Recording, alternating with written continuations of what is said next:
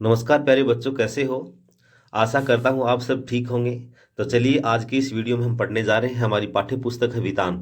वितान के जो 3 पाठ है उनको शामिल किया गया है। उनके महत्वपूर्ण प्रश्नोत्तरी को अपन देख लेते हैं। देखिए यहाँ पे हमारा पहला ही जो पाठ है वह सिल्वर वेडिंग। यह एक कहानी है।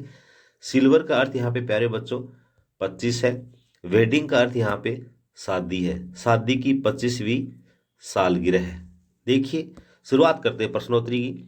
यशोधर बाबू का विवाह कब हुआ था? तो पाठ में उल्लेख आया है 6 फरवरी 1947, यानी 6 फरवरी 1947। तो देखिए 6 फरवरी 1947, 6 फरवरी 1947, यही हमारा उत्तर रहने वाला है। यशोधर बाबू के कितने बेटे थे? तो यहाँ पे पूछा है बेटे, तो देखिए उनके 4 तो बेटे थे और एक बेटी। टोटल कितने हो गए? 5। अर्थात कहने का मतलब ये, अगर कुल बच्चों की संख्या पूछता है तो वहाँ पे 5 होगा। लड़की की संख्या पूछता है तो 1 होगा। लड़कों की संख्या है तो यहाँ पे 4। तो हमारा उत्तर 4 रहने वाला है। चलिए आगे बढ़ते हैं। किसंदा का पूरा नाम क्या था? किसंदा का पूरा नाम कृष्णानंद पांडे बताया गया है।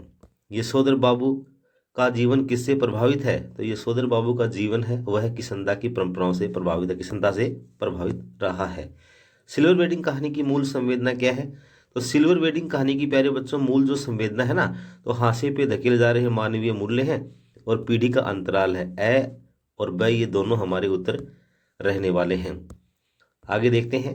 यशोधर बाबू के बेटे भूषण ने, यशोधर बाबू के बेटे भूषण ने जो एक विज्ञापन कंपनी में काम करता है, शादी की 25वीं सालगिरह पर उन्हें क्या उपहार दिया? तो उन्होंने ऊनी ड्रेसिंग गाउन ये भेंट किया। देखिए प्यारे बच्चों, ऊनी ड्रेसिंग गाउन का अर्थ ये होता है कि ये क्या है कि मनुष्य के ये जो हमारे पूरे शरीर को ढकता है, यहाँ से लेकर के यहाँ तक को यह कवर करता है, यानी पूरे शरीर को कवर करने वाला एक ऐसा कोट जो कि हमें ठंड से बचाता है। तो ये ऊनी ड्रेसिंग गाउन भूषण ने इसीलिए भेंट किया था। उन्होंने कहा था बब्बा अब्बा आप सुबह जब दूध लेने जाते हैं तो इसे आप पहन करके जाया करें। कहानी में, सिल्वर वेडिंग कहानी में जो हुआ होगा और समहाउ इम्प्रॉपर, यानी सब कुछ ठीक नहीं है, आदि जुमलों का कौन सा भाव निहित है? तो देखिए यहाँ पे कौन से भाव है? यथा स्थिति का भाव, अनिर्णय की स्थिति, द्वंद्व का भाव। तो ये अनिर्णय की स्थिति हमारा उत्तर यहाँ पे रहने वाला है। यशोधर बाबू की पत्नी मूल संस्कारों से आधुनिक नहीं होते हुए भी आधुनिकता में कैसे ढल जाती है? तो देखिए बच्चों की तरफदारी करने की मात्र सुलभ मजबूरी के कारण वह ऐसा करने में कामयाब हो पाती है। आगे बढ़ते हैं।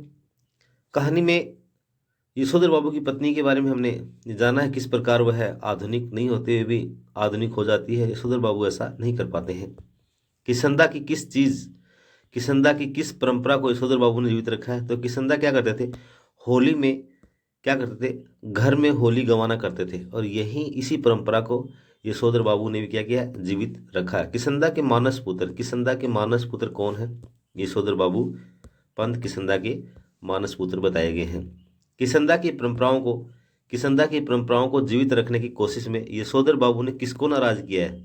तो उन्होंने अपनी पत्नी को नाराज किया है। उनकी पत्नी चाहती है कि वे भी क्या है, उन्हीं की तरह मोल्ड हो जाए, अर्थात बच्चे जिस प्रकार चाहते हैं उसी प्रकार परंपरा में ढल जाएं, लेकिन यशोधर बाबू ऐसा नहीं कर पाते हैं। कहानी में चुन्नेदानी शब्द का प्रयोग किसके संदर्भ में हुआ है?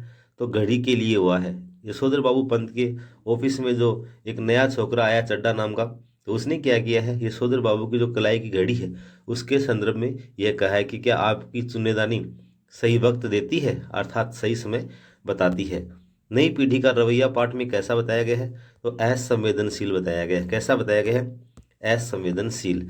अगली हमारी जो रचना है वह डॉक्टर आनंद यादव जो कि मराठी उपन्यासकार हैं उनके द्वारा लिखा गया एक पाठ है जिसका नाम है जूझ। जूझ का अर्थ यहाँ पे संघर्ष होता है। देखिए दादा कोल्हू जल्दी क्यों लगाना चाहते हैं?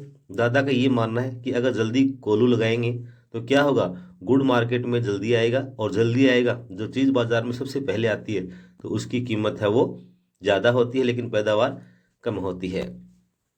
जूझ कहानी के शीर्षक का अर्थ क्या है? तो संघर्ष करना है। जूझ का अर्थ क्या होता है प्यारे बच्चों? संघर्ष करना होता है। जूझ कहानी किस उपन्यास से ली गई है? तो ये देखिए मराठी उपन्यास जोभी से इसको लिया गया है। लेखक के पिता ने उनकी पढ़ाई कब छुड़वा दी? जब लेखक 5वीं क्लास में पढ़ता है उसी टाइम उसकी पढ़ाई को छुड़वा दिया जाता है। लेखक के पिता का क्या नाम था? तो वहाँ पे रत्नापा उनके पिता का नाम है, वह आया है।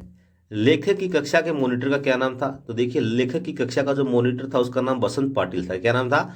बसंत पाटिल। पाठशाला जाने की बात लेखक ने सबसे पहले किससे की थी? तो लेखक पाठशाला जाने की बात लेखक ने सबसे पहले अपनी माँ से की।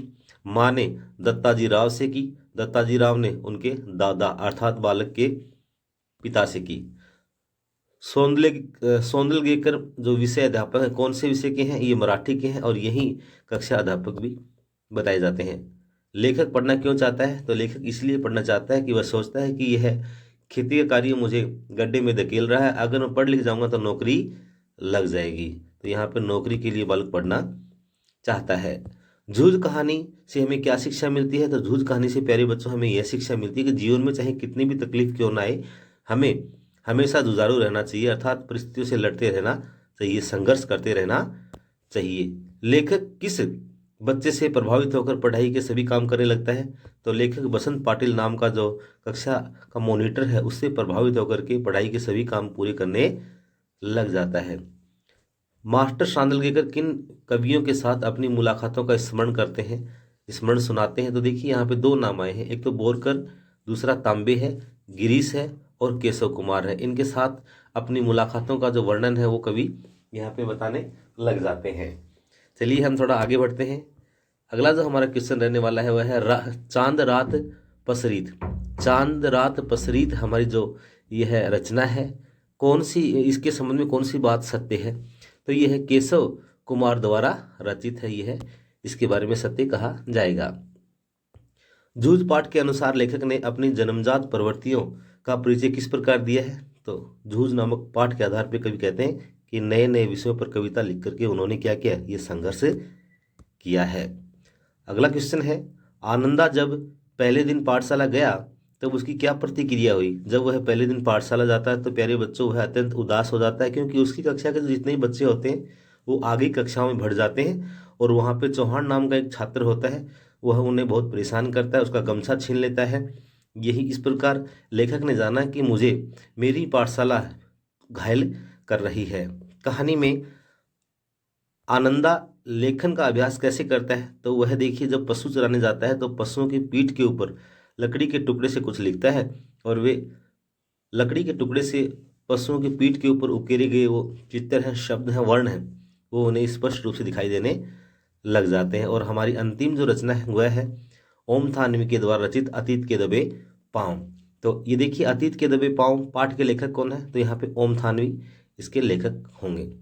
अतीत के दबे पाँव पाठ में किस सभ्यता का वर्णन है? तो यहाँ पे सिंधु घाटी सभ्यता है, उसका मोहनजोदड़ो एक नगर है, उसका उल्लेख किया गया है। सिंधु घाटी किस नदी के तट पर स्थित थी? तो ये सिंधु नदी के तट पर स्थित बताया गया है। मोहनजोदड़ो की खोज किसने की? तो मोहनजोदड़ो की खोज सन 1922 ईस्वी में 1922 ईस्वी में R.D. बनर्जी, राखलदास बनर्जी के द्वारा की गई थी। उस समय भारतीय पुरातत्व विभाग है उसके जो निदेशक थे जॉन मार्शल थे। तो देखिए, भारतीय पुरातत्व सर्वेक्षण के तात्कालिक महानिदेशक कौन थे? तो जॉन मार्शल को यहाँ पे बताया गया है। R.D. बनर्जी ने मोहनजोदड़ो की खुदाई कब की? तो हमने ऊपर जाना 1922 ईस्वी में इस खोज को किया गया था।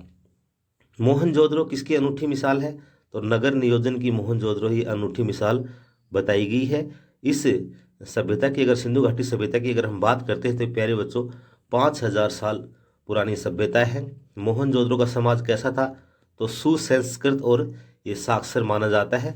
और मोहनजोदड़ो की आबादी की बात करते हैं तो यह 85,000 बताई जाती है। सिंधु घाटी संस्कृति किस प्रकार की मानी जाती है? तो यह प्यारे बच्चों मैदानी संस्कृति थी। कैसी थी? मैदानी संस्कृति। मोहनजोदड़ो का अर्थ क्या है? तो मोहनजोदड़ो का अर्थ यहाँ पे मुर्दों का टीला बताया गया है। और हमारा जो अंतिम प्रश्न रहने वाला है यह है, अतीत के दबे पाँव पाठ के अनुसार यहाँ किस फसल के साक्ष्य नहीं मिले हैं? तो प्यारे बच्चों यहाँ पे कपास के कोई साक्ष्य नहीं मिले हैं। इसके साथ ही हमारा आज का ये टॉपिक समाप्त होता है। वितान के तीनों पार्ट को हमने एक ही वीडियो में कवर किया है। वीडियो अगर अच्छा लगा है तो लाइक कीजिए, शेयर कीजिए, सब्सक्राइब कीजिए। धन्यवाद।